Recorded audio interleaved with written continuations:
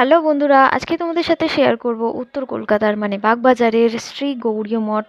আমি গেছিলাম, কেমন লেগেছে সেই নিয়ে। আমি তো আইলিতলা থেকে বাগবাজার অবধি হেঁটেই গেছিলাম, গিরিশ মঞ্চের একদম অপোজিটেই। তোমরা যদি মেট্রো করে আসো তবে একদম নিয়ারেস্ট মেট্রো স্টেশন হবে শ্যামবাজার, ওখান থেকে ওয়াকিং ডিস্টেন্স 10 to 15 মিনিটস। আর ওখানে গিয়ে শুনলাম মন্দিরটা প্রত্যেক দিনই খোলা থাকে, একদম ভোর 5টা থেকে দুপুর 2টো অবধি।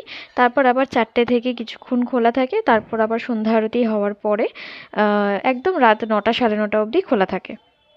আমি তো ওখানে গেছিলাম বিগ্রহ দর্শন করার জন্য এবং ভোগ খাওয়ার জন্য। ভোগের কুপন দেওয়ার সময়ের পরেই আমি পৌঁছেছিলাম, তাই ভোগে কি কি দেয় আমার ঠিক জানা হলো না সেদিন। আরও একদিন যাব, গিয়ে খেতে হবে। তোমরা যারা ওখানে গিয়ে ভোগ খেতে চাইছো অবশ্যই কিন্তু একটু তাড়াতাড়ি যেও, 11টা 12টার মধ্যে। মন্দিরের সামনের ছোট গেটটি পেরিয়ে আমরা এই বড় গেট দিয়ে ভেতরে ঢুকলাম এবং সামনেই জুতো রাখার জায়গা আছে, ঘর আছে, তোমরা ওখানে জুতো রেখে ভেতরে যেতে পারো। কিন্তু আমি ঢোকার সময় একটা ভয় পাচ্ছিলাম যে ভিডিও তুলতে পারবো কিনা, ফটো তুলতে পারবো কিনা। তারপর দেখলাম কেউই কোনো রকম প্রতিবাদ করেনি আমার ভিডিও বা ফটোগ্রাফি নিয়ে।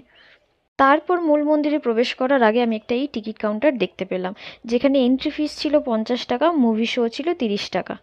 এই তোমরা আবার ভেবো না ঠাকুর দেখার জন্য আবার ওখানে টাকা নেওয়া হয়। যাই হোক, আমরা তারপর ভেতরে গেলাম, নাট মন্দির দেখলাম এবং নাট মন্দির থেকেই আমরা বিগ্রহটা দূর থেকে দেখার চেষ্টা করলাম। তারপর ওখানে কীর্তন হচ্ছিল। নাট মন্দির থেকে আমরা নেমে মূল মন্দিরের দিকে গেলাম। মূল মন্দিরটি সত্যিই খুব সুন্দর।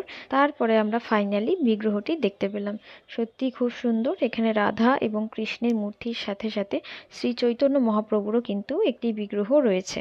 হ্যাঁ, বিগ্রহ দর্শন করার পর অবশ্যই কিন্তু তোমরা একবার মূল মন্দিরটা পুরোটা ঘুরে দেখে নিও, মানে পরিক্রম করে দেখে নিও, তোমাদের ভালোই লাগবে। কিন্তু চাইলে এখানে সন্ধ্যাবেলাতে এসে সন্ধ্যা আরতিও দেখতে পারো, যেটি আরও সুন্দর আমি শুনেছি। তোমরা কিন্তু যারা ভোগ খাওয়ার প্ল্যানিং করে আসবে তারা কিন্তু অবশ্যই এসেই আগে ভোগ খাওয়ার কুপনটা কিন্তু কেটে নিও। ওই যে টিকিট কাউন্টারটা দেখালাম, ওই টিকিট কাউন্টার থেকেই তোমরা ভোগের কুপন পেয়ে যাবে। আরও একটা জিনিস জানতে পেরে অবাক হলাম, এখানে কিন্তু থাকার জন্য খুব কম খরচে ঘর পাওয়া যায়, এমনকি ডরমেটারির ব্যবস্থাও আছে। আমার কাছে এখন বুকিং ডিটেলসটা নেই, কিন্তু তোমরা গুগলে পেয়ে যাবে, কোন ফোন নাম্বারে ফোন করলে বুক করা যাবে ওটা কিন্তু গুগলে দেওয়া আছে। বাইরে থেকে দেখে যা বুঝলাম ওই ওপরতলাতেই হয়তো খাওয়া দাওয়ার ব্যবস্থা করা হয়েছিল। যাই হোক, সেদিন তো আর কপালে ভোগ জুটলো না আমাদের। তারপর যেটা জানতে পেরে এই মঠের ব্যাপারে সব থেকে বেশি ভালো লেগেছিল সেটা হলো গিয়ে একটা মিউজিয়াম, শ্রী চৈতন্য মহাপ্রভুর মিউজিয়াম।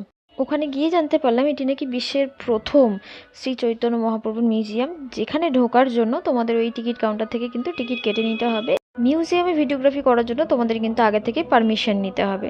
যাই হোক, ওয়ান ডে ট্যুরের জন্য জায়গাটি কিন্তু খুবই সুন্দর বন্ধুরা, তোমরা অবশ্যই ঘুরে এসো। ভিডিওটি কেমন লাগলো জানিও। টাটা।